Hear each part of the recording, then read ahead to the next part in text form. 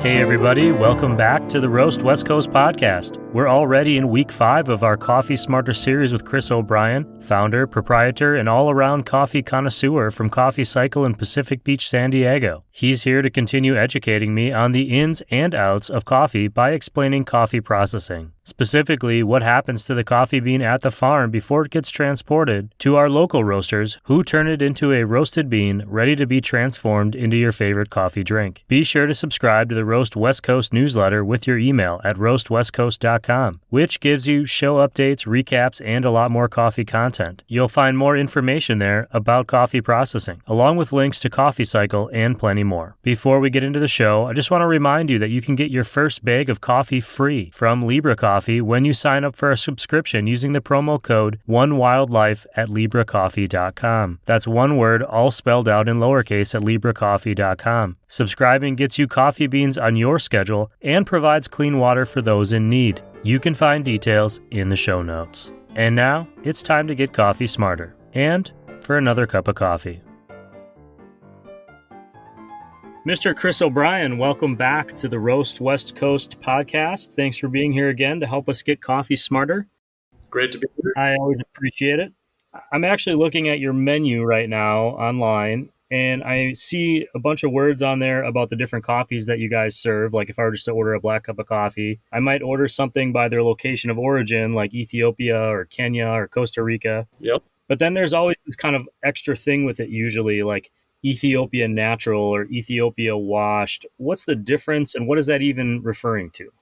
You know, this is one of my favorite questions, and I know I tell you that almost every week, but I actually really do love it. And one of the reasons we set up our menu the way we do is to encourage people to ask that and talk about this. So I remember working at a couple coffee shops ago, many coffee shops ago. A couple different shops would try to teach me what the answer to this question was, and it never really stuck with me until I really started thinking about the fact that coffee is a fruit. So coffee is a fruit. It's 2 beans inside a cherry. Again, we talked about that in a previous episode, but that really, really matters. You know, it's not just this black liquid that we drink. It starts as a fruit. So people most often see the word natural on a cup of Ethiopia coffee or a bag of Ethiopia coffee. And sometimes there'll be another bag of Ethiopia coffee right next to it that doesn't say anything or that says washed on it. And so that question of what is the difference between these 2 Ethiopias? What is the difference between washed and natural? Well, at some point, coffee farmers or people that work with coffee farmers have to get the seeds, the beans, out of the coffee cherry. And then they ship them over here to the United States or to wherever, where they get roasted, and then we grind them, and then we brew them into this delicious cup that we drink. But to get those beans out of that cherry, well, it's actually not super simple. Cherry skin is kind of a little bit tough. There's all this fruit in there. There's a couple different layers inside the cherry. So how do we get these beans out of the cherry? That is what we're talking about when we talk about natural versus washed. It's the processing that the farm is doing to send a product over to a roaster that they can actually produce. Exactly. And being in the coffee business, we always say, oh, natural versus washed is the processing. But processing literally means how do we get the bean out of the cherry? Most places in the world, if you're going down to Colombia, if you're in Guatemala, if you're, in Kenya, they're going to soak the cherries in a big pool of water. They're going to fill up this big bucket full of water and dump all their coffee cherries in, and they leave them soaking there for a whole day. And then at the end of the day, they let all the water out. The cherries are all soft and sort of fall off the beans, and they can then put it on a conveyor belty type device that helps them sort the beans from these soaking wet, soggy cherry pieces. Okay, so that's wash processing. It's the most common way to produce coffee in the world is to wash the cherry off the bean. Mm-hmm. But coffee comes from Ethiopia originally, and Ethiopia in Africa has a lot of dry desert type climate to it. So it's pretty hard to come upon a swimming pool full of water, for some of these coffee producers. Back when they first started producing coffee and drinking coffee, they didn't even have the idea to do this whole pool of water thing. And so they would set the cherries out in the sun to dry and become little raisins. And then they could easily peel open the cherry and pull out the beans, and then they can ship them and roast them. Sure. So nowadays, that's actually a little bit more labor intensive. It takes some more time. There's some things that can go wrong. The cherries can rot badly. But the two most common processing methods we see, and again, by processing, we're talking about how to remove the bean from the coffee cherry. The two most common processing methods we see are washed, where we wash the cherry off the bean and then dry the beans, or natural, where we dry the beans and the cherry together, creating these little raisins, and then we peel them open and pull the beans out. This might be a dumb question, but can we just pick a coffee cherry off a tree and eat it?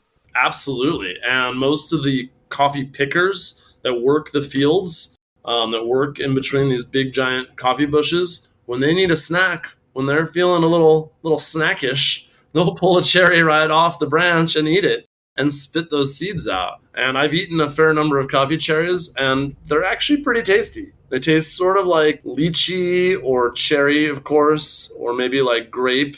They're somewhere in between there. They're sort of a lighter fruit, a little bit tart, a little bit sweet. They taste better than you'd expect. They're not bitter. Maybe that's we should go into business. We can take coffee beans, dip them in chocolate, then shove them back into these shucked cherries, and then dip them in chocolate again. That just sounds delicious to me. I think maybe we should save those type of business ideas for times when we're not on a podcast together. That's right. I forgot about that. I kind of do forget about it sometimes when we're talking.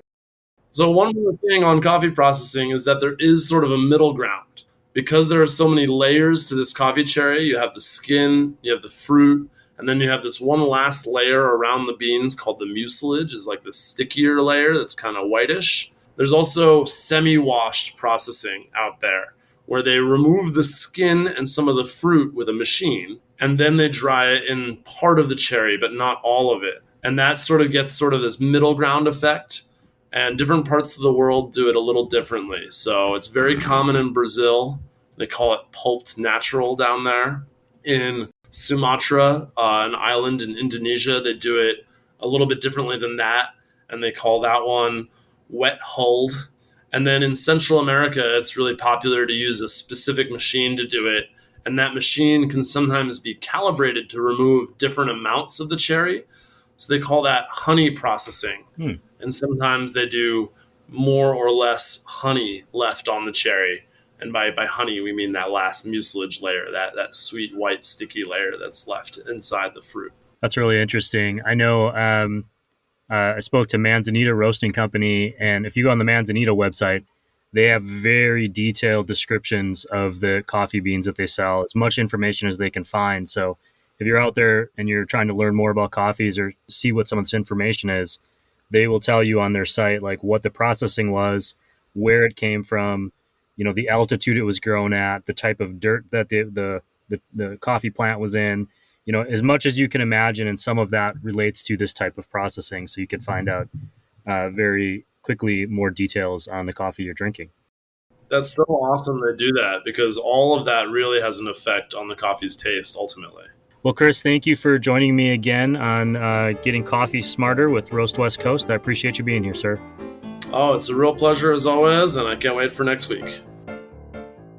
Thanks for listening to the Roast West Coast podcast and Getting Coffee Smarter with me today. Chris will come back next week for a special 2-topic episode in which we explore the differences between light, medium, and dark roasts. We're also going to cover coffee freshness. Should you store your beans in the freezer? Should you keep them in a special light blocking container? I don't know, but we're going to find out. If you're craving some coffee right now, go to coffee-cycle.com to learn more about Chris's shop and to order some coffee, or follow at coffee-cycle on Instagram. It's been great having you join me for the past few months, and I'm glad you're going to stick it out to meet the coffee roasters in North County, San Diego. Next week, we're talking to Brianna Briggs, the director of coffee and the head roaster at Leap Coffee in Carlsbad, California. We chat about the representation of women in coffee and how she ended up in the coffee business to begin with. Look for that show wherever you're listening to great podcasts, including Apple, Spotify, TuneIn Radio, YouTube, and basically everywhere you can listen to a great podcast. All you got to do is search for Roast West Coast. We're halfway through Season 1, and interviews with great local founders and roasters like Steve Rail from Zumbar Coffee and Tea, Matt Della Rosa from Ironsmith Coffee, and Siri Simran Khalsa from Lofty Coffee are already out. Go back and listen to them. You're listening to this show, so I know you can find them, and I know you already are excited about coffee. Thank you for listening to this show, and if you can, please take a moment to write a review. It really helps us get found by new listeners. This episode of the Roast West Coast podcast has been produced and recorded by me, Ryan Wolt. Thank you for listening. Subscribe to the bonus content at roastwestcoast.com, and as always, be sure to drink good coffee.